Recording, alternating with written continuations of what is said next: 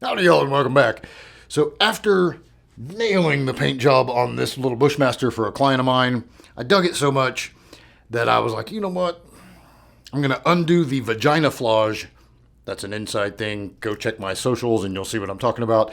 The vagina flage that I painted on my Noveski and try to replicate this, maybe dialing in the colors a little closer to actual multicam. So this kind of has a little bit more of a woodland kind of a with the darker browns. I wanted to go a little more. You can't really buy the actual colors for multicam. This is kind of as close as you can get. So, spent 6 hours stripping all the paint off as much as I could, and then let it dry. And I went with Alumahide 2 from Brownells for a base coat. Let it dry for a week. Should have probably let it dry the full 10 to 14 days like it said to, but I didn't. And anyway, so we ended up with this, which actually I just clear coated yesterday with more Alumahide, so it's not really, I'm not supposed to be handling it much yet. Here at the end, we'll take it outside, see if I can get some daylight on it, and maybe you can get a better idea of what it really looks like. But this time, I went ahead and captured as much video of the whole process as I could. You will notice probably at some point in the process, I could have stopped, and I didn't because I'm a little bit compulsive, and so I went a little farther maybe than I should have. And I ended up doing a few touch-ups to try to dial it back down a little bit because it was so busy. There's no right or wrong way to do it, right? But I wanted it to look, like multicam. So, and that's weird because multicam always looks kind of different. So, anyway, here's the entire process. It's a little long, but you'll see really step by step what I'm doing here. And then I'll see you on the back end. All right, so 3 days of the Coyote Alumahide curing, and it's been really, really hot in the garage, so I figured it's probably dry enough to go ahead, throw on some base camo colors. That's what we're working with. And you can see I just used some cardboard sections to kind of block off, shoot a strip, move it, let it dry, right? So that's what we're working with. And I'll try to remember to actually turn the camera on for the next side.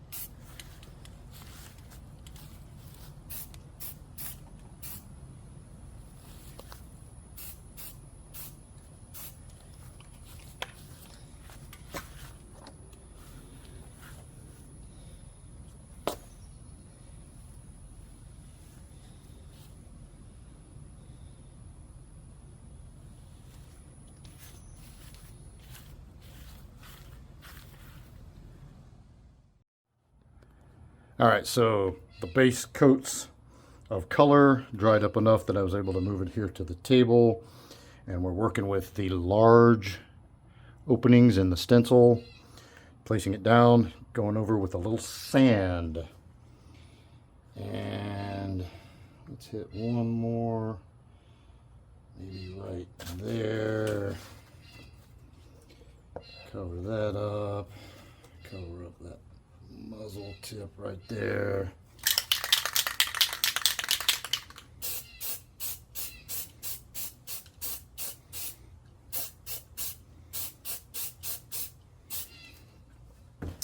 And just like that. And now we want to let it sit for just a second so that you're not trying to remove it off of completely fresh wet paint. And then the trick is to pick the stencil up off of the work and not drag it through your wet paint. So something like that. And if it isn't perfect, that's okay. We can always come back over it with maybe another color. Hit it with, so like I got a little bit of a thing going on right here. I can hit that with one of the smaller shapes and a darker color. Should mask over it pretty good. All right, let's do maybe one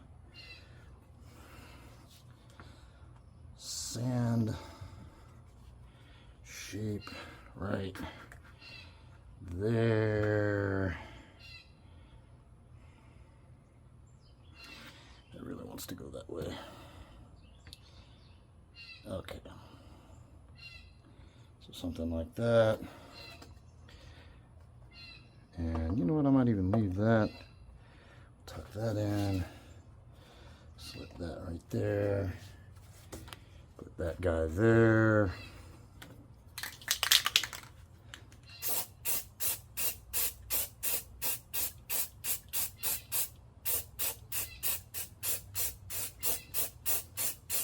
Boy, the sand is still killing me.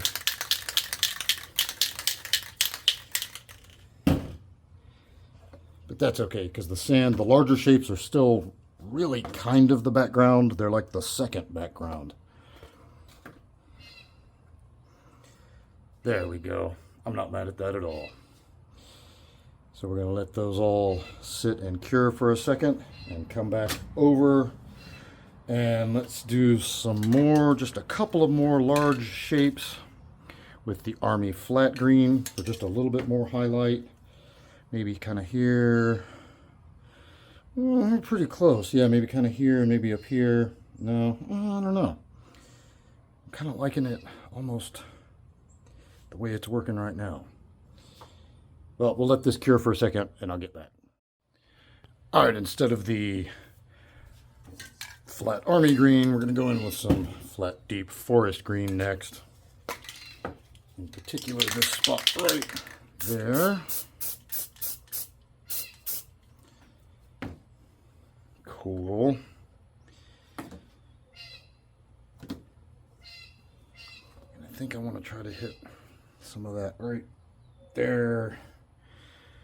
And then maybe some of that light green, maybe right in here somewhere. Just one or two. I'm going to go kind of subtle on it. All right, so let's pull it. And we got most of that shape. It's a little more faint than I would have liked, but we will live with it.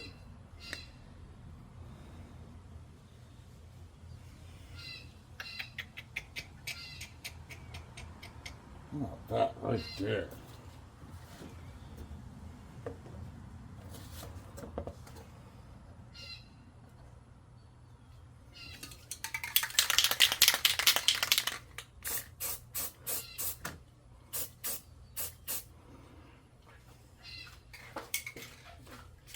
And come around.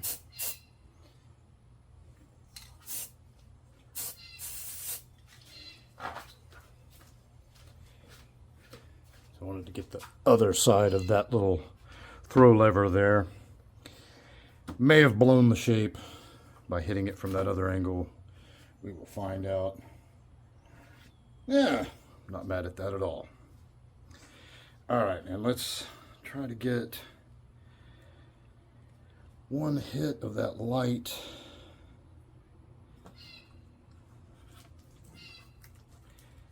Flat army right about there.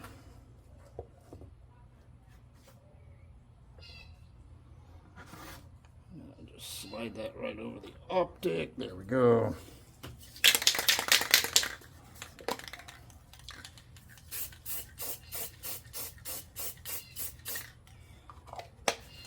And boom.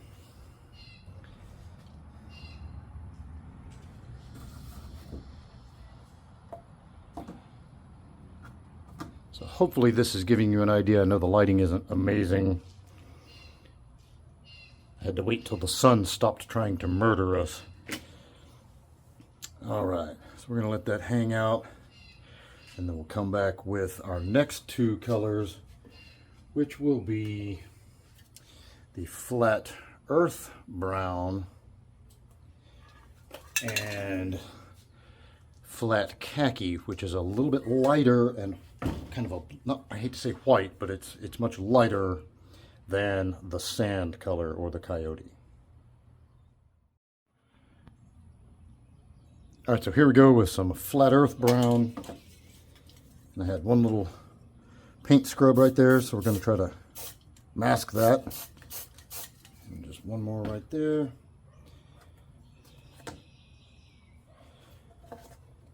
And let that sit and dry for just a second.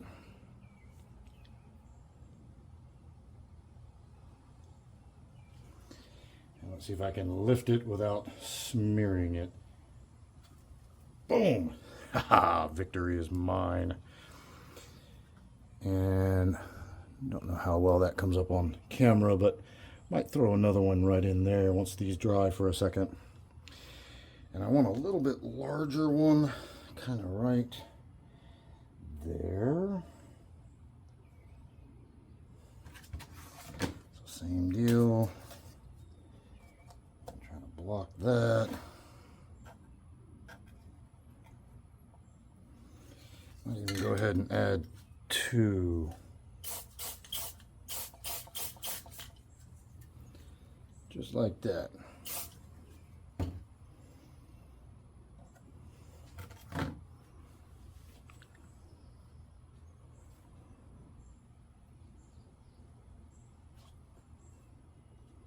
I like it.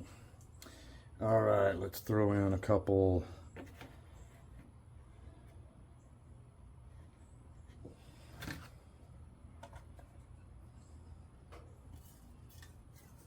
maybe there, and maybe one there.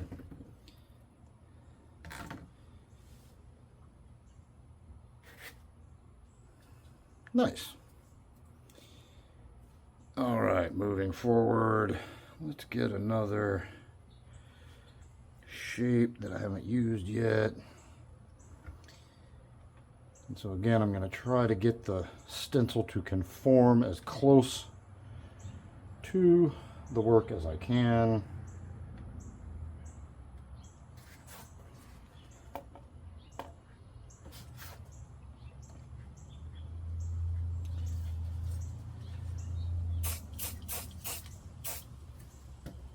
That was a little farther away than I would like, but the optic is in the way.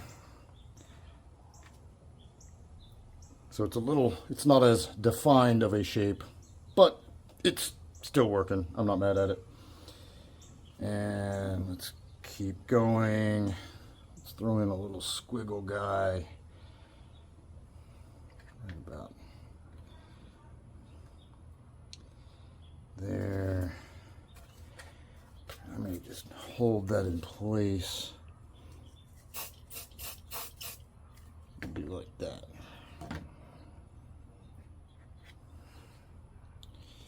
Moved it too soon. So that is a good example of what happens when you move it too soon. I smeared it just a little bit. Yeah. So, I'm going to try to make lightning strike in the same place twice. We will see. Now, you know what? I'm just going to go over it with a larger shape. Let's do...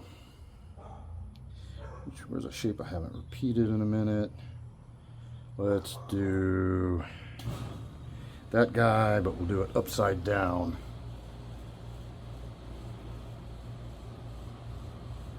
And the neighbor's AC just kicked on, so if that's loud, I apologize.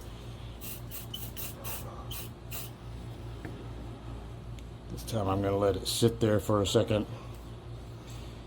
And let me shut this down, wait for that compressor to kick off, and I'll get back. Alright, we're coming back in with the flat khaki. Pretty much, I think I'm done with the dark earth. And now I'm kind of hunting for any flubs or anything I'm not crazy about, because this is my chance to go back and either cover it or I really don't want to involve any chemicals.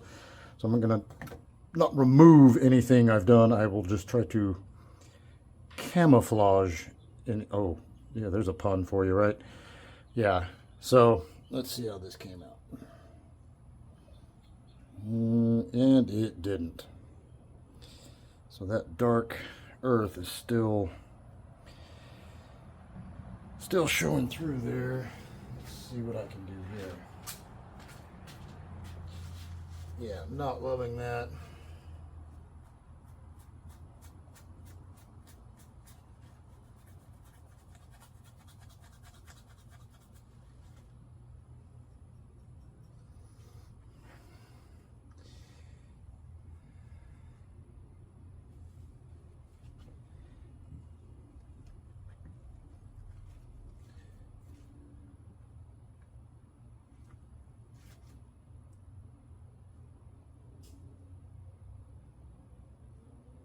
Alright, so I'm going to try to get that exact same shape.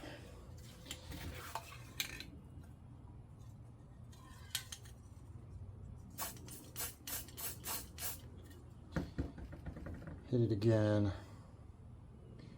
Generally, the dark earth is going to look best on top of other colors. Better. A little better. And a little overspray.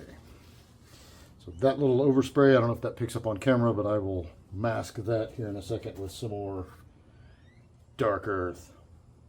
Maybe even the dark green. But that's got to dry first. Alright, so that's where I've ended up, and I'm just gonna let it sit. May hit a couple of highlights at the very, very end. So I'm going to flip it over, but I'm also going to shoot it. I'm going to put it up on the rest and shoot it from the top. So once I've done all three angles, then I'll kind of reassess and decide. But for now, I'm letting it cure, and then I'll get to the other side. All right, and here's where I've gotten for tonight. There's a multicam to kind of give you an idea of comparison. And it's not perfect. I definitely did a better job on the Bushmaster, but this one is mine, so it doesn't have to be quite so perfect.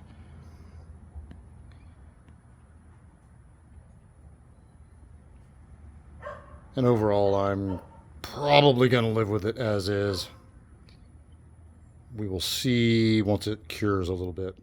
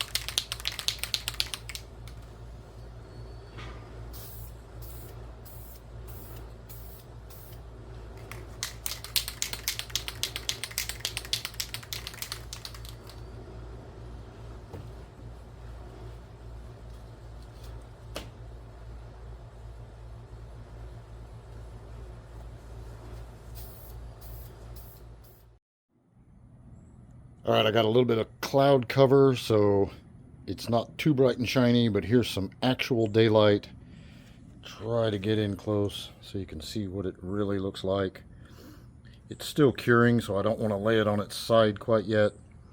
But this is 24 hours after doing the clear coat. It's a little shiny.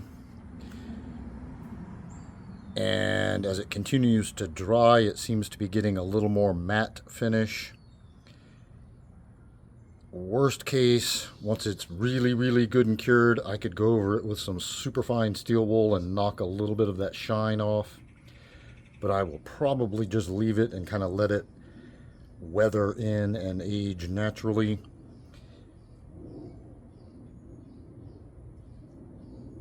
And astute observers might notice that this came out very different than it did in the sequence before last. And that is because a gnat landed right here. And when I went to try to pick it out, it made a big blob. And then I ended up basically removing all the way down to the original metal, like the alumahide. And if we get in real close, you can see a line in there. There, it kind of picks up right there. And so I wiped it all off using paint thinner, let it dry for a day, then came back in and taped and then shot in to try to backfill with alumahide. Waited a day, then hit some more camo colors. I can live with it. If this was for a customer, I probably would have taken it all off, all the way back, all the way around to probably here, and then reshot the entire thing. But yeah, so the alumahide, it says on the packaging, on the can, 10 to 14 days to cure. They are not even joking. Here's the other side. Yeah, they're not even joking about that cure time. It's significant. To do over again, I would probably just use plain old rattle can. Oh, and then here's a good that happened when I pulled the tape. Make sure you tape these up if you're gonna shoot a rifle. Oh, the neighbor's AC unit, awesome. Yeah, so when I went to pull the tape, I got it like pulled a bunch of the alumahide off, so it's not quite fully cured. The base coat isn't cured yet. So I just kind of taped it back up and shot it with some Rust-Oleum, and we're going to live with that being kind of funky. Whatever. Not that big of a deal. It has overall come out really nice. But again, that's why I would probably, to do over again, I would just use the Rust-Oleum as the base coat and not even mess with the alumahide. I mean, that's just a lot of time, y'all. So anyway, I hope you have found this useful. I know it's long, but I wanted to show as much of the actual process as possible. And that's all I got for this one. Until next time, be easy, y'all.